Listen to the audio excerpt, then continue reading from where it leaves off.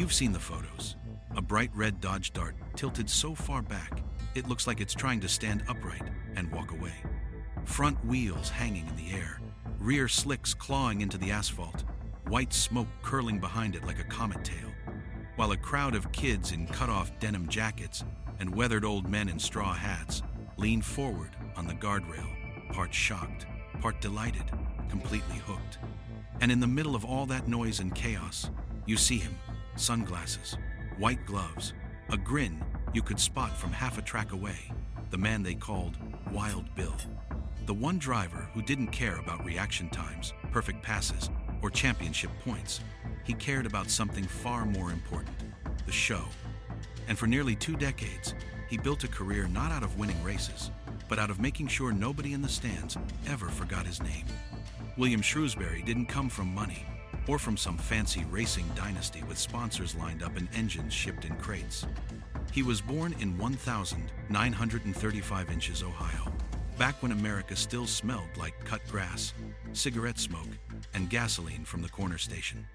The kind of place where every boy knew the difference between a flathead and a small block, where you could hear a drag strip half a county away on a summer night. By the time he was old enough to drive, Bill wasn't dreaming of college or a tidy office job. He was dreaming of roaring engines, tire smoke, and the kind of controlled chaos that only existed on quarter-mile asphalt. Drag racing in those days wasn't corporate or polished. It was loud, gritty, half-wild cars held together with hope, duct tape, and whatever parts you could scavenge, and Bill fit right in. But he had something that separated him from the rest. While everyone else was obsessed with going faster, Bill was noticing something different. He paid attention to the moments when crowds went crazy, not when someone set a new record, but when something spectacular happened. An accidental wheel stand, a burnout that lasted longer than it should, a car drifting sideways but somehow staying in the groove. Those were the moments people remembered, and Bill filed that away, quietly, patiently, as if he already knew he was going to change everything. In the early 1960 seconds, Chrysler engineers were working on a monster, the 426 Hemi, a piece of machinery so violent, so brutally overbuilt, that even hardened racers joked it could make a man believe in God. Bill got his hands on one for test driving work out west, and it changed the whole trajectory of his life. One afternoon, during what should have been a normal photo shoot, Bill launched a Plymouth Barracuda so hard the nose shot up like a rearing stallion. Anyone else would have panicked. Lifted, tapped the brakes, tried to bring it down. Bill didn't. He kept it steady, eyes forward, engine screaming, the front wheels floating like he planned every second of it. When he rolled to a stop, the photographers started shouting. They knew they had gold.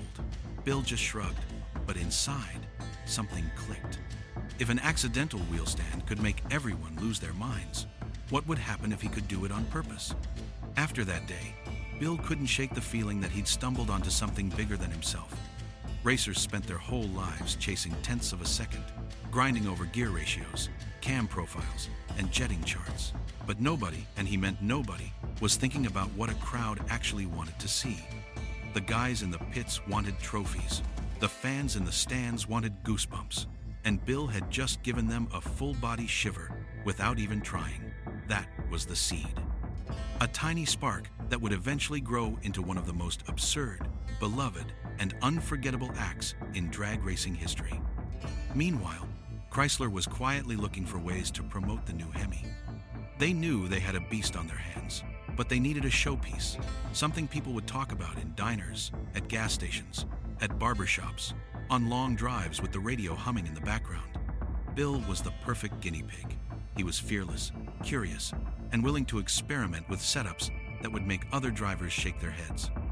So when Chrysler started playing with rear-engine layouts, not for racing, but for pure exhibition, they didn't hand the keys to a corporate golden boy. They handed them to Wild Bill. The first creation that really captured Bill's imagination was the Hemi underglass. A Plymouth Barracuda with the engine shoved behind the driver's seat and visible through the rear window, like some kind of mechanical aquarium. The thing shouldn't have worked. The weight balance was absurd. The torque reaction was violent.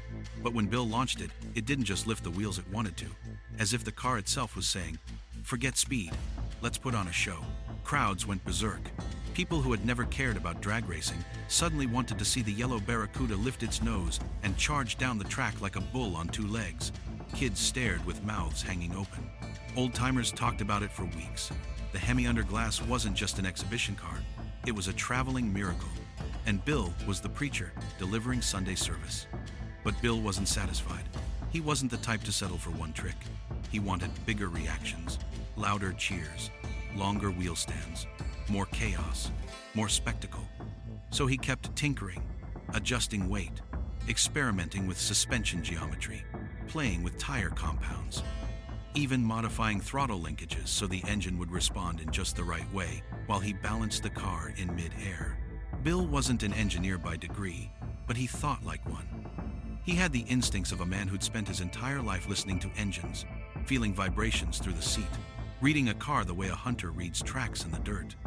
Then came the LA Dart, the car that would define him. Bright red, unmistakable, and built with one purpose: to stay vertical longer, smoother, and more dramatically than anything else on four wheels. Bill poured himself into that car like it was a second skin. Every weld, every bracket, every inch of tubing carried a piece of his personality, loud, bold, unapologetic. When he rolled into a new town, towing the LA Dart behind him, word spread through the fairgrounds, faster dan de gour van popcorn on nitro. People whispered, pointed, hurried to the stands. They didn't care about lap times. They didn't come to see a race. They came for the moment Bill hit the throttle. The front end snapped skyward, and the whole world held its breath. Bill understood something most racers never learned. Speed impressed the competitors, but showmanship won the crowd. And in those days, the crowd was everything. Promoters didn't care who had the best reaction time or who tuned their clutch packs to the gram. They cared about ticket sales, and ticket sales came from moments that made people jump out of their seats. Bill could give them that on command. He didn't need a perfect weather tune or fresh slicks. All he needed was an open track, a loud engine, and a crowd hungry for a good time. When the LA Dart fired up, it didn't just rumble, it announced itself like a thunderclap. The whole car shook, the headers popped, and a wave of heat rolled off the bodywork. People in the front row would instinctively step back, even though they were behind the fence. It wasn't fear, it was respect. There was something living inside that machine, something powerful and barely controlled, and everyone could feel it. That was part of the magic. Bill didn't hide the danger, he highlighted it. The burnout was always step one. Bill didn't just heat the tires, he put on a full Broadway production. He'd roll through the water box, rev the engine, and hammer the throttle until the rear tires erupted into white smoke that drifted over the track like a fog bank. The photographers loved it. Kids loved it even more. They'd run to their parents asking if they could smell the rubber. Older fans smiled, remembering the days when you could burn a set of bias ply tires to shreds for $20 and a handshake. The burnout was Bill's way of telling the crowd, "Get ready, the real show is coming." Then came the moment everybody waited for, the launch.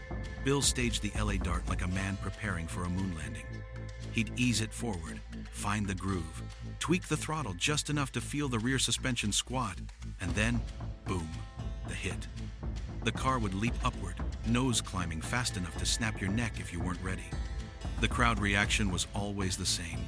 A wave of screaming, cheering, clapping, like a ballpark erupting after a walk-off homer. And as the Dart rose higher, Bill did the impossible. He made it look effortless. He balanced it, like a man holding a heavy ladder, straight up with two fingers. Every little twitch of the steering wheel, every tiny change in throttle pressure, was a conversation between him and the car. And then came the glide. Hundreds of feet of pure, suspended insanity. The Dart rolling down the quarter mile like it was trying to touch the clouds. Bill waving to the crowd with his free hand. People couldn't believe what they were seeing. Veterans who'd been around since the days of flathead dragsters said they'd never seen anything like it. Teenagers stood on their toes, certain they were witnessing something they'd tell their kids about someday. Even other racers, hardened from years on the circuit, would pause their wrenching just to watch Bill do his thing. He didn't need to win a race. He didn't need a trophy. He didn't need to set a record on the scoreboard. Bill's scoreboard was the crowd noise, the smiles, the wide-eyed stares. And every time he lifted that car into the air, he won. What most people never realized was how unbelievably difficult Bill's act actually was. A wheel stand looked simple. From the stands, just hit the throttle and let the car climb. But the truth is, balancing a machine that heavy on 2 rear tires at triple-digit speeds is closer to flying a plane than driving a car. The front wheels aren't touching the ground, so they can't steer you. The weight is shifted backwards in a way no designer ever intended. The wind pushes against the car differently. The engine torque tries to twist the chassis sideways, and every tiny bump in the asphalt becomes a threat. Yet Bill made it look like a Sunday cruise. He had this almost supernatural sense of balance, like he could feel the car's center of gravity through the seat of his pants. He knew exactly how much throttle to apply, how much to feather it, how to keep the rear tires from spinning themselves into a slide. It wasn't luck, it was mastery. In those days, safety wasn't what it is now. There were no computers, no stability systems, no traction control. Bill drove with nothing but reflexes, instinct, and a ridiculous amount of courage. Fans loved that. It reminded them of an era before everything got sanitized and regulated. Back when danger was part of the deal, when heroes weren't filtered through PR teams. Bill represented that raw, unfiltered Americana, loud engines, bright colors, and no fear. His personality was just as bold as his driving. He smiled constantly, talked with his hands, and greeted fans like old friends. He'd walk the pits, shaking hands, signing whatever people handed him. Shirts, hats, napkins, even spare valve covers. And if a kid wanted a picture, Bill always said yes. Always. He understood something a lot of racers forgot. Without the fans, none of this existed. Promoters adored him. They could book a full weekend of events, stock eliminators, super stock, bracket races, and the crowd would be decent. But if Wild Bill was on the poster, the stands filled. People drove counties away just to see that red dart stand straight up on its back wheels. Some families built their whole summer around the night Bill came to town. It was affordable entertainment, loud entertainment, American entertainment. And in the late 60 seconds and early 70 seconds, that meant something. Life on the road, however, was nowhere near as glamorous as the shows he put on. Bill lived out of a truck, sleeping in motels that all had the same faded carpet and humming air conditioners. Meals were often gas station sandwiches or whatever diner stayed open past midnight. The schedule was brutal. One night in Kentucky, the next in Indiana, then straight to a county fair in Missouri. Drive all night, perform all day, wrench all evening, repeat.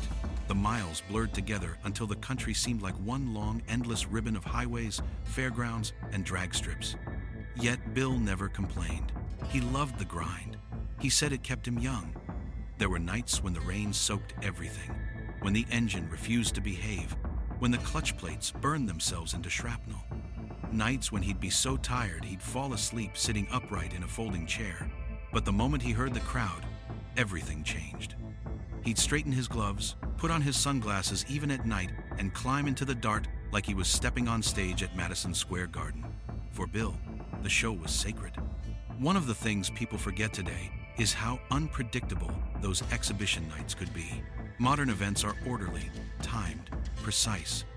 Back then, it felt like the circus rolling into town with machines instead of lions. The track might have been prepped, or it might have been a dusty county fair straightaway still smelling like livestock from the afternoon. Sometimes the lights were dim. Sometimes the timing system didn't work. Sometimes the PA crackled so badly nobody knew what the announcer was saying. But if Wild Bill was there, none of that mattered. People weren't coming for accuracy. They were coming for adrenaline. And Bill thrived in that chaos. If the burnout area was slick, he adjusted. If the wind pushed the dart sideways, he felt it. If the track staff seemed nervous about the whole drive a car with no front wheels touching the ground thing, he'd give them a wink and say, "Relax, I've done this a few times." He was calm in a way that made even the most stressed promoter breathe easier. You could drop Bill into any situation and he'd find a way to make it a show. One night in Illinois became a legend among fans. The track was narrow, barely wide enough for a full-size car. The guardrails rusty and uneven. Promoters apologized, but Bill just smiled. He rolled the LA Dart to the line, revved the engine, and launched it so hard the nose pointed almost straight up. The crowd screamed as the car drifted dangerously close to the rail. Anyone else would have panicked. Bill held it steady with tiny throttle corrections, riding the dart like a man surfing a tsunami. When he finally brought the front wheels down, he did it right in front of the grandstands and gave a casual wave like he'd just finished mowing the lawn. The place exploded. People rushed forward. Kids cheered like they'd witnessed the moon landing. Bill looked around, took in the noise, the faces, the flashing cameras, and said, "That'll do." Stories like that spread fast in the 70 seconds. Before social media, before viral videos, news traveled by word of mouth, by diner counters, by barbershop chairs, by men in work boots telling their buddies, "You should have seen what this crazy guy did last night." That was how legends were made. Slow, organic, honest. And Bill became one of those legends, brick by brick, mile by mile, show by show. His reputation grew so large that even other racers' men who normally cared only about horsepower and ET slips would step out of their trailers just to watch him run. Funny car guys, dragster teams, super stock racers, they all stopped what they were doing when they heard the LA Dart fire up. There was respect there, even if Bill wasn't running for points or trophies. He had courage, they understood. He did things they wouldn't dare, and he did it with a smile, not a scowl. But behind all the noise and applause, there was something deeper driving Bill. He wasn't just chasing fame. He wasn't trying to be a caricature. He simply loved making people happy. He said once in an interview, "If a kid remembers this night for the rest of his life, then I've done my job." That was Bill. No ego, just heart. Yet even a man like him couldn't outrun time, accidents, or the constant stress of a life spent dancing on the edge. The risks he took were real, and sooner or later, they came calling. For as fearless as Bill seemed, the truth was that every pass in the LA Dart carried the kind of risk most racers never even had to think about. A dragster might blow a blower belt or smoke a piston. A funny car might get squirrely in the lights. But Bill's entire act depended on a machine behaving in a way it was never engineered to behave. A wheelstander was, in every sense, a mechanical contradiction. Cars are designed to keep all four tires planted. Bill made a career out of doing the opposite. That meant every run was a fight against physics, and physics didn't always play fair. There were nights when the slightest gust of wind turned a clean vertical run into a sideways drift that forced Bill to wrestle the car like a bull rider hanging on for dear life. Sometimes the track had bumps, small ones, barely noticeable during normal passes, but disastrous when your front wheels are in the air and your weight balance is all wrong. Bill would hit a ripple in the asphalt, and the Dart would shudder midair, the nose wobbling like a boat hit by a wave. The crowd always cheered, thinking it was part of the act. Bill never corrected them. No need to scare folks. But inside the car, his heart would be beating just a little harder. Then there were the mechanical failures. Wheelstanders ate parts. Drive shafts twisted. U-joints exploded. Rear ends cracked under the stress of dragging the full weight of the car with almost no weight on the front. Bill had nights where he'd barely get off the line before something snapped, sending pieces scattering like shrapnel. One memorable evening in Texas, the Dart's axle sheared just as the car lifted off. Instead of climbing skyward, it lurched sideways, slamming the front end down and skidding across the track in a shower of sparks. The crowd gasped, certain they were watching a tragedy unfold. But when the dust settled, Bill opened the door, climbed out, brushed off his shirt, and gave a thumbs up. Fans roared, promoters nearly fainted, and still, Bill kept coming back. You'd think a scare like that would slow a man down, but not Bill. He had that stubborn, old-school toughness so many of his generation shared, the kind built by long summers in garages, cold winters fixing engines with numb hands, and a lifetime of doing things the hard way because the easy way didn't exist yet.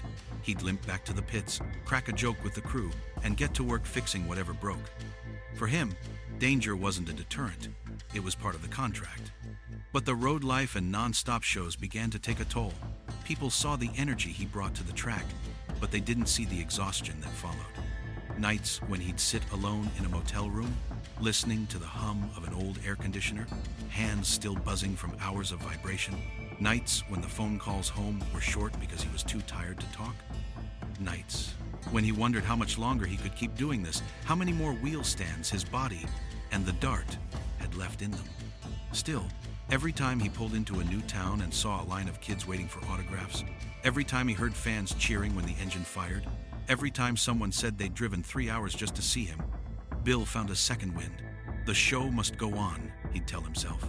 And for Wild Bill, it always did.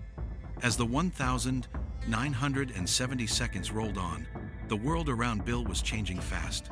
Drag racing was growing up. Sponsors were stepping in, corporate money was reshaping the sport, and safety standards were tightening with every new season. The tracks were becoming more professional, the cars more advanced, and the culture more businesslike. But Bill was still Bill. A throwback to a wilder era, a man who carried the spirit of the 60 seconds around with him like a flag. Crowds loved him for it. Promoters relied on him for it. But it also meant he was becoming something rare, a living memory of what drag racing used to feel like. Fans noticed. Older men would pat their sons on the shoulder and say, "Now, watch closely." This is how it was back in the day. Women who hadn't been to a track in 20 years showed up just to see if Bill still had the old magic. And teenagers, the ones who'd never known a world without televised sports, video replays, and polished marketing, were suddenly seeing something raw and real for the first time. Bill's shows weren't just entertainment, they were history lessons, wrapped in smoke and nitro. But even legends have limits. The LA Dart had been taking a beating for years. Every run added stress to the chassis, the mount points, the drivetrain. And while Bill was in incredible shape for a man constantly thrown around inside a vertical car, his body wasn't invincible. His crew, never more than a few dedicated friends and mechanics, began to notice the little things. The way Bill stretched his back before a run, the slower way he climbed out of the car, the quiet moments after a show when he'd sit in the trailer longer than usual, lost in thought.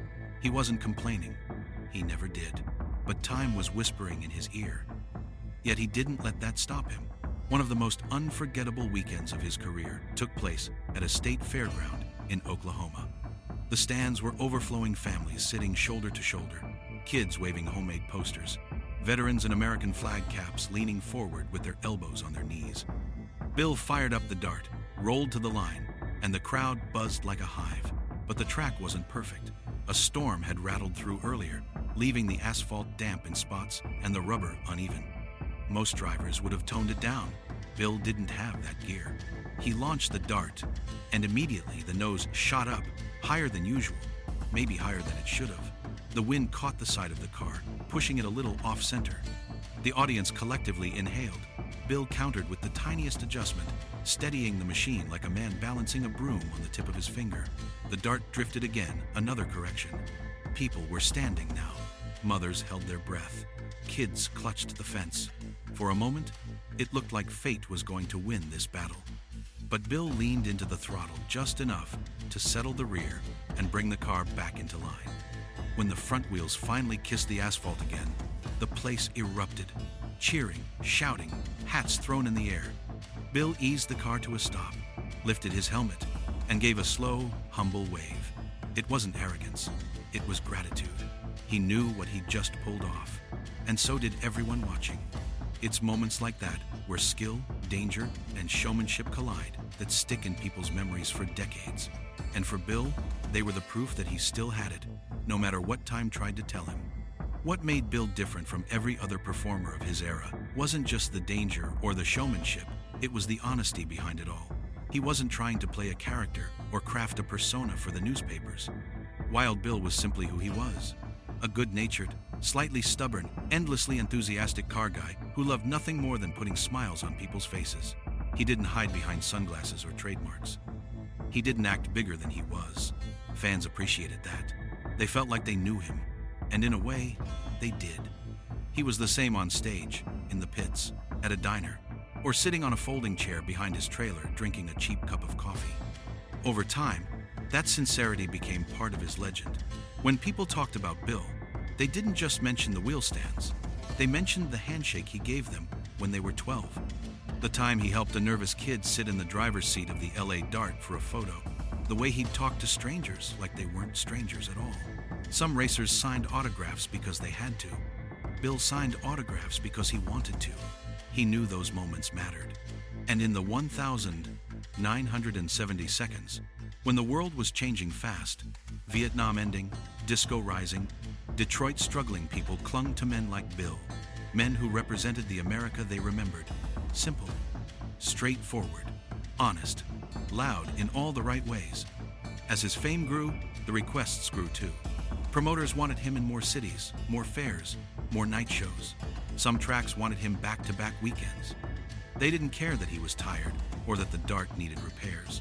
They saw the crowds he brought, the way ticket sales jumped the moment his name hit a poster.